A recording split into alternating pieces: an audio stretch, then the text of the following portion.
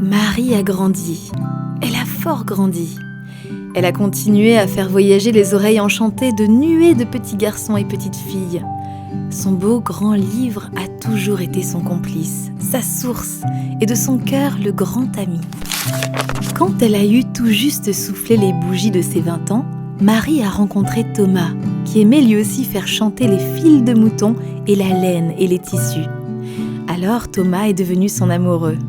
Et même un jour, ils se sont mariés et ils se sont dit qu'ils avaient envie de s'aimer fort et longtemps. Et ils eurent tout plein d'enfants, tous les deux. Combien ? On ne se souvient plus vraiment. Disons 7, ou peut-être même 8, qui adoraient eux aussi le si joli moment des histoires du soir. Cette parole si belle chatouillait leurs yeux et leurs oreilles. Surtout le moment où Jésus dit qu'il aime tant les enfants. Parce qu'ils ont un cœur tout doux, tout neuf, tout grand, tout différent. Et qu'on devrait tous être comme eux, avoir un cœur comme ça. Se lever un jour, écouter ce qui bouge en nous quand on entend ce qu'il dit lui, et s'approcher de lui avec ce cœur-là. Il dit ça, Jésus. Et Monsieur Charles ?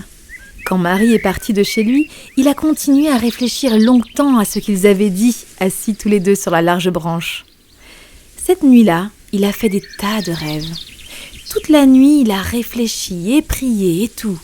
Il se secouait la cervelle en se demandant comment faire pour qu'il y ait toujours des Bibles pour tout le monde et partout.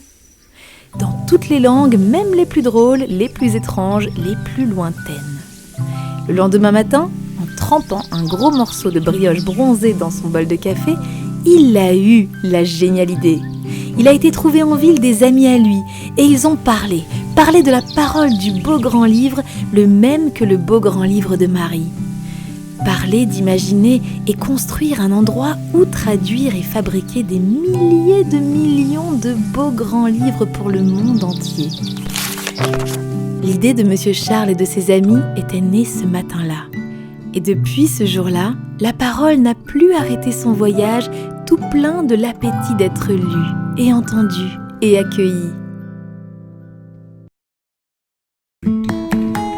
Elle est là dans le creux d'un large vallon, là depuis tant de jours qu'on dirait depuis toujours. Neuf est son livre beau, et ses yeux qui voient loin, deux chats et ses petits boutons. C'est là que petite Marie vit,